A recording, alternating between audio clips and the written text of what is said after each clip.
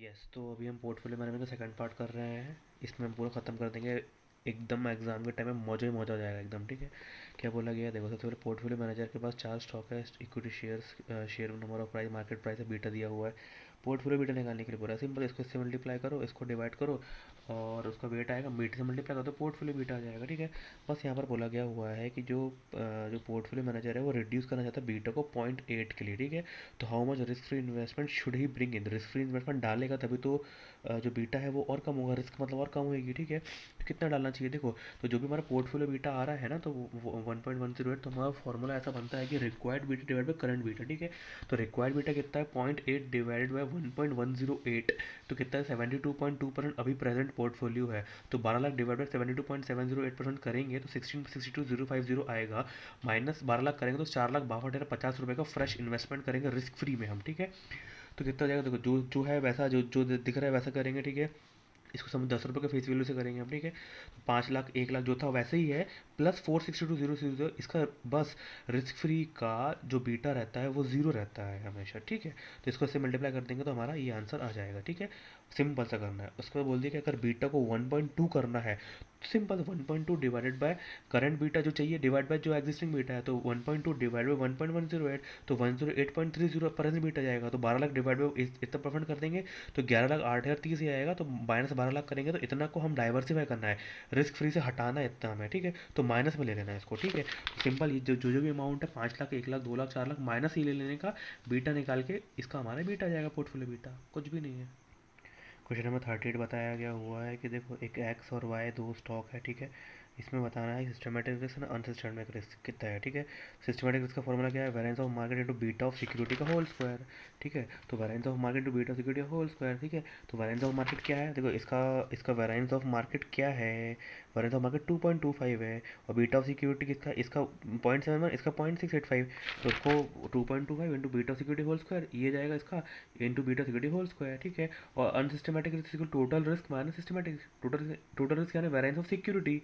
तो variance of security कितना है देखो, वेरिएंस ऑफ सिक्योरिटी यहाँ पे 6.3 है, इसका 5 पॉइंट, तो 6.83 minus systematic risk, 6.3 minus systematic risk, unsystematic से जाएगा। सेम यहाँ पर भी 5.86 माइनस सिस्टमेटिक रिस्क, अनसिस्टमेटिक से जाएगा। ठीक है, क्वेश्चन नंबर 69 है, 39 एक इंपॉर्टेंट क्वेश्चन बताया गया हुआ है। क्या देखो, सबसे पहले क्या है, पोर्टफोलियो का वेट दे दिया है, बीटा दे दिया है, पोर्टफोलियो बीटा निकल जाएगा, इससे मल्टीप्लाई करो तो पोर्टफोलियो बीटा जाएगा 0.66। ठीक है, उसके बाद बताया गया हुआ है देखो, वेरिएंस टोटल ए का टोटल वेरिएंस बताया गया है, इसको अंडर रूट मार दूँ तो स्टैंडर्ड डेविएशन आएगा। ठीक है, दिमाग में सब चलता रहना चाहिए। ठीक है, standard deviation of market portfolio 10% दिया हुआ है, तो स्टैंडर्ड डेविएशन पोर्टफोलियो 0.1% दिया हुआ है, तो स्टैंडर्ड डेविएशन वेरिएंस कैसे निकालेंगे, इसको स्क्वायर रूट कर देंगे तो 0.0 बना जाएगा। ठीक है, उसके बाद कोवेरिएंस दिया हुआ है ए बी सी सी ए। ठीक है, अब बताया गया residual variance of each of three share. Residual variance यानी अनसिस्टमेटिक रिस्क बोल रहा है वो। ठीक है, तो रेसिडुअल वेरिएंस कैसे निकलेगा, systematic risk equal to variance of market into beta of security का होल स्क्वायर। तो वेरिएंस ऑफ मार्केट कितना है देखो, वेरिएंस ऑफ मार्केट ये निकल गया हमारा, बीटा ऑफ सिक्योरिटी क्या है देखो, बीटा ऑफ सिक्योरिटी ये दिया हुआ है, बीटा ऑफ सिक्योरिटी ये है 0.4, उसका होल स्क्वायर। ठीक है, तो variance of market into beta security whole square, तो ए बी सी का तीनों का निकल जाएगा। ठीक है, वेरिएंस ऑफ मार्केट से बीटा ऑफ सिक्योरिटी सबका होल स्क्वायर निकल जाएगा।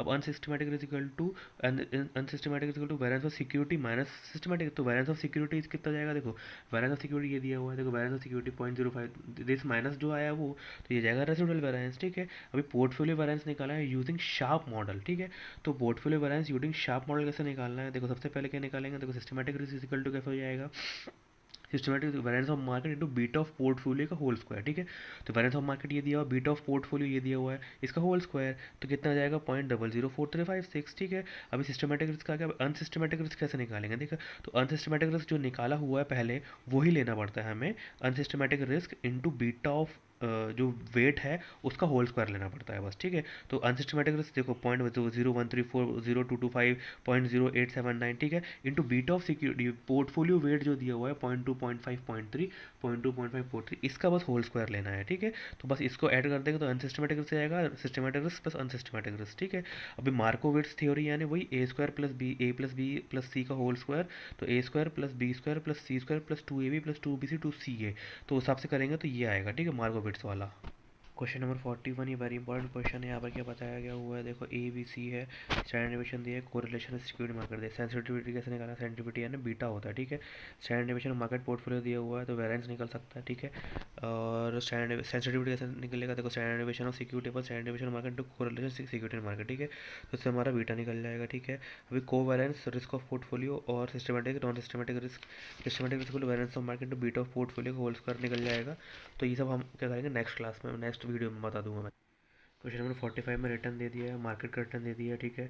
सिस्टमेटिक रिस्क अनसिस्टमेटिक रिस्क निकालेंगे, क्या निकालना पड़ेगा, वेरिएंस ऑफ मार्केट निकालना पड़ेगा, बीटा निकालना पड़ेगा, वेरिएंस ऑफ सिक्योरिटी निकालना पड़ेगा। उससे सब आराम से ये वेरिएंस ऑफ मार्केट और वेरिएंस ऑफ सिक्योरिटी से निकल जाएगा, ठीक है। बस ये जो क्रिटिकल लाइन है इसके बारे में पता नहीं क्या साला चूतिया पे है। Alpha plus beta R M formula उसका है, ठीक है। Alpha plus beta R M और Y bar minus B X bar क्या है साला, तो पता नहीं। तो ऐसा कुछ निकालना पड़ेगा, एक बार बाद में एक बार अच्छे से देख लेना, कुछ समझ में आया तो, ठीक है।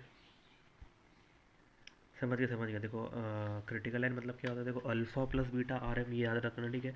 अल्फा कैसे निकालेंगे, Y bar minus B X bar, ठीक है।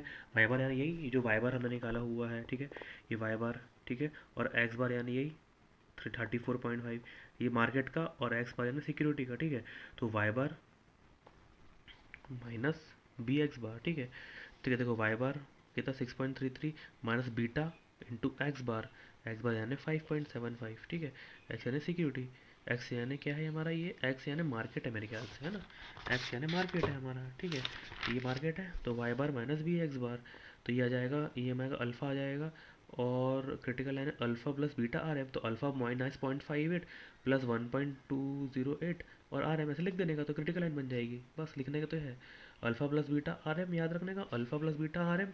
और अल्फा कैसे निकालते हैं, Y bar minus B X beta X bar, Y bar minus beta X bar, Y bar minus beta X bar, Y bar minus यही Y bar minus ये X यहाँ नहीं हुआ, खत्म। क्वेश्चन नंबर 48 तो विचित्र क्वेश्चन निकला, ठीक है। Termed intent to invest in equity share है, बीटा दिया हुआ है, एक्सपेक्टेड वैल्यू एक्चुअल वैल्यू। तो actual value minus expected value, difference जो है डिफरेंस ऑफ बीटा से मल्टीप्लाई किया, बीटा का जो भी आया टोटल किया, प्लस रिस्क फैक्टर ऐड कर दिया तो 11 17.4 बना गया। बस एक्चुअल माइनस एक्सपेक्टेड माइनस करना है, एक्चुअल